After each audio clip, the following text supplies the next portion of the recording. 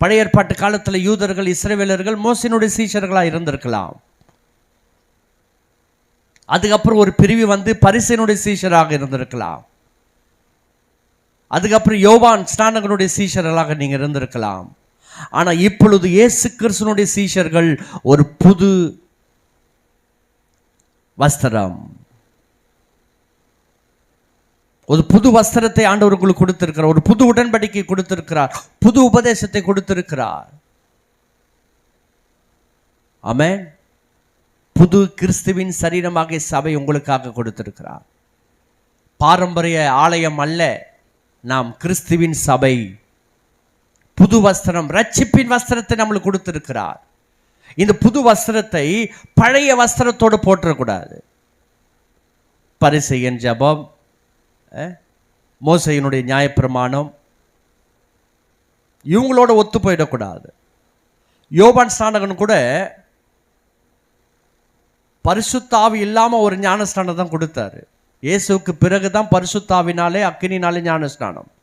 ஆனா யோவான் கொடுத்த ஞானஸ்நானம் வெறும் ஜலத்தினால மட்டும்தான்.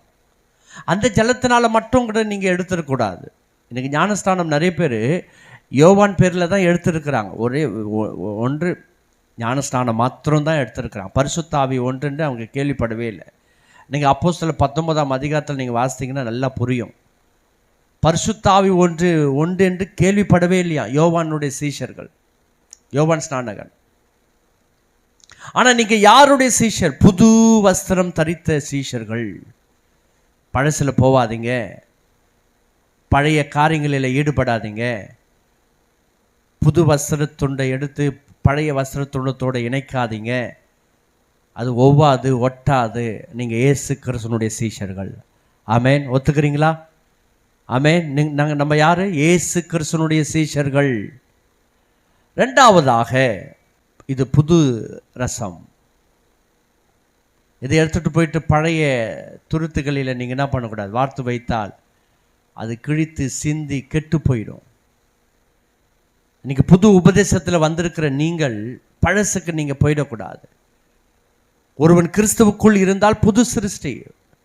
பழையவைகள் எல்லாம் ஒழிந்து போயின, எல்லாம் புதிதாயின. நீங்கள் அடுத்து பரிசுத்தத்துக்கு மேலே பரிசுத்தம், பரிசுத்தத்துக்கு மேலே பரிசுத்தம். நீங்கள் இப்படி தான் போகணுமே தவிர ரிவர்ஸில் வந்துடக்கூடாது. திரும்பியும் பழைய ஏற்பாட்டுக்கு வந்துடக்கூடாது. பழைய ஏற்பாட்டிலேருந்து நீங்கள் வந்துட்டீங்க. இயேசு கிறிஸ்துவினுடைய ரத்தம் உங்களை பூரண பாவங்களை மன்னித்து பூரணத்தை கடந்து போயிட்டோம். திரும்பிய ரிவர்ஸில் வந்துடக்கூடாது. முதல்ல சொன்ன